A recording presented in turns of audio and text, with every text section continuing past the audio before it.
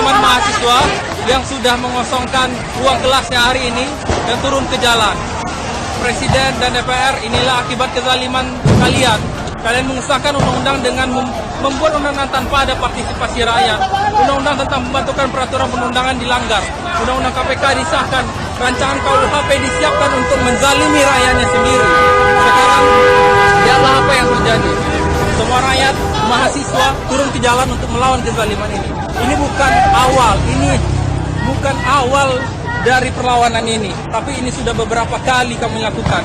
Ini adalah puncak kemarahan kami kepada kalian yang berada di DPR sana. Lihat sekarang bahwa perlawanan kami akan makin keras. Selain judicial review, kami akan terus melakukan perlawanan di jalan. Sekarang puluhan ribu mahasiswa dari puluhan universitas di Jakarta, di Jabodetabek, Jawa Barat, Jawa Tengah, dan Jawa Timur berkumpul di sini. Ketika kezaliman ini tidak dihentikan, ketika kezaliman ini terus dipertahankan, maka kami yakin dan kami bersatu padu untuk membasmi, melawan kalian yang begitu zalim kepada negeri ini. Negeri ini diciptakan bukan untuk menafkahi koruptor-koruptor seperti Anda.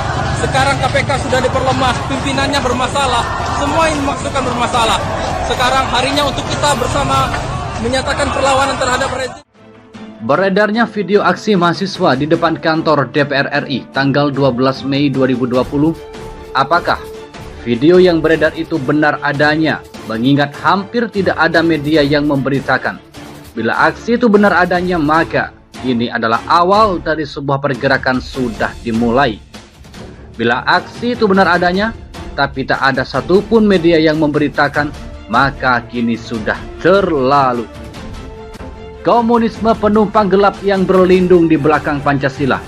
Episode 46. Assalamualaikum warahmatullahi wabarakatuh. 1. Konspirasi komunis yang didukung oleh Yahudi. Dengan membonceng isu corona ingin menghancurkan Islam dan umatnya secara frontal. Hati-hati para ulama dan masyarakat, khususnya umat Islam. Waspadalah dan lebih pekalah menyikapi musuh-musuh kita. Tahukah kita, wabah ini sudah tiada, tetapi semakin hari semakin gawat diberitakan. Semua stasiun televisi, media sosial, surat kabar, dan lain-lain yang memberitakan berulang-ulang keadaan dibuat heboh lebih daripada heboh pada saat perang, gawat darurat sampai ke pelosok-pelosok yang sebenarnya sudah nggak ada tapi diada-adakan untuk menakut-nakuti masyarakat dengan tujuan agar dapat bantuan dana besar, dan misi terselubung mereka berhasil untuk mengkomuniskan rakyat. Apakah masih ingat kasus kematian misterius ribuan atau 896 orang petugas KPPS dalam pemilu tahun lalu? Apakah heboh? Kematian yang besar itu tidak heboh karena media sudah dikuasai mereka. Sadarlah wahai para ulama, ustadz, kiai, umat Islam bahwa mereka telah menjalankan misi. Dengan cara sebagai berikut. 1. Masyarakat dan para tokoh agama ditekan, diintimidasi, dipaksa dengan segala cara agar mengikuti imbauan mereka. Padahal ada misi rahasia dari sebuah konspirasi Cina komunis yang didukung Yahudi untuk menghancurkan tali silaturahim dan peribadatan umat Islam. Dengan dalih memutus mata rantai virus corona, padahal di Wuhan, Cina sebagai awal penyebaran virus sudah aman, dan virus corona bukanlah virus yang terlalu membahayakan manusia. 2. Ekonomi sengaja dinaikkan, listrik yang satu diturunkan, yang satunya dinaikkan. Sampai kapan rakyat akan tinggal diam? Kemana wakil rakyat? Tidak membela rakyat, justru membantu menindas rakyat. 3. Bahan sembako melonjak dengan alasan tidak ada barang masuk sebab pelabuhan ditutup. Suatu cara licik menciptakan suasana kemiskinan di mana-mana, memperlemah umat Islam. Karena umat Islam Indonesia yang terbanyak di dunia. Jika umat Islam Indonesia miskin tidak berdaya, maka mereka beranggapan tidak akan ada yang berani jihad lagi. 4. Masjid-masjid diperintahkan ditutup, tidak boleh mengadakan sholat Jumat, dan tabligh akbar ditiadakan. Syiar-syiar Islam dibatalkan. Lagi-lagi alasannya nggak masuk akal, khawatir menularkan virus. Padahal mereka tahu kekuatan umat dari masjid, pondok pesantren, madrasah, pengajian, dan majelis ta'lim. 5. Suara azan ditiadakan dan dilarang sebelumnya sudah mereka lakukan, tapi belum berhasil. Sekarang mereka paksa dengan alasan virus corona. Padahal justru di negara Eropa sudah pada sadar bahwa azan justru dapat menghentikan perkembangan virus corona. Perjuangan komunis mereka ternyata tidak berhenti walaupun secara legalitas keberadaannya terlarang. Mereka berjuang untuk memasukkan ide-ide komunisme ke berbagai ormas dan parpol, hingga akhirnya mereka berhasil memasukkan ide-ide komunisme ini ke dalam berbagai kebijakan publik di negeri ini. Celutukan Ketua BPIP bukanlah suatu kebetulan.